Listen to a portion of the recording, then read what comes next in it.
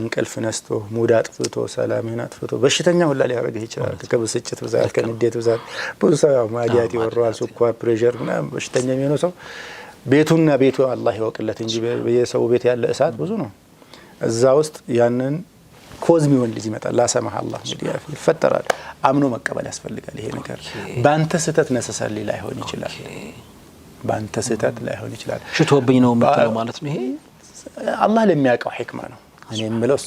ለህክመቲን ባሊገቲን ላ ያዕለሙሃ ኢላ ሁ sometimes ይፈጠራሉ ልጆቹ አንተ ዱዓ ታደርጋለህ ትግልህን ትቀጥላለህ ጥረትህን ትቀጥላለህ في النهايه والامر يرجع الى الله አይደል وإليه ترجعون መጨረሻ ለፍተ ስኬታማን ብትሆንም ፌልም ብታረግ እኮ መጨረሻ ላይ ወደ አላህ ተመልሰህ ፍርድ መሻትህ አይቀርም ያ አላህ ያባ አይግጠመን ባይሆን ከዚህ ጋር ተያይዞ ግን አንዳንድ ጊዜ እልህኛ ልጅ ይፈጠራል ልጅ ላይ ወይ ሞገደኛ ልጅ ይፈጠራል አማረህ ያ ቀድም አብዱል ገፋር ያለው ልጅ ነው ምናምን ብለህ እንድትተው አይደለም ባይሆን ይሄን ልጅ እንዴት ማኔጅ ላድርገው ከእልህኛና ተደባዳቢ ልጆችን ማኔጅ ማድረግ የሚቻልባቸው ሳይንሳዊ ቴክኒኮች ዕውቀቶች ይኖሩ ይሆናል ፈልግ እነሱን ኢንቨስት አድርግ ጉልበትህን ጊዜህን ገንዘብህን ኢንቨስት አድርግና ይሄን ልጅ መርዳት ወይም ማስተካከል በመትችልበት ቁመና ላይ መሆን ትችላለህ የሆነ እክል ያለበት ልጅ ይፈጠርብሃል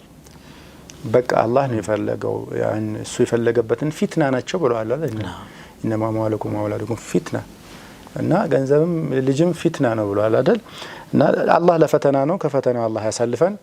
ያኔ የምናደርገው ነገር ጥረት ነው በቃ ዕውቀቱን እንፈልጋለን ባለሙያዎችን እናማከራለን ማንበብ ያለብን መጽሐፎች ካሉ እናነባለን መውሰድ ያለብን ስልጠናዎች ካሉ እንወስዳለን አነፍንፈን ሳይደክመን ስለዚህ ለእያንዳንዱ ልጅ አንዳንድ ቤት በጣም ቀላል የሆነ የተርቢያ ኢፈርት ወይም ጥረት ይፈልጋል አንዳንድ ቤት በጣም ደብል በአንድ ልጅ ጉልበታቸው የሚያልቅ ሰዎች ማገዶ የሚፈጅ የሚባል ልጅ አለ ያ ልጅ ፈልጎና ወዶ አይደለም ربما الله لحكمة لا يعلمها إلا هو እሱ ለሚያቀው ጥበብ የፈጠረው ልጅ ነው አንተ ሊያደክምህ ረጅም አመት ሊፈጅብህ ይችላል ጉልበትህ ሊጨርስ ገንዘብህ ሊጨርስ ይችላል ግን ኃላፊነት ነው ዱዛት እንዳትረሳው አላህ Subhanahu Wa Ta'ala ሜዳ ላይ አይተውህም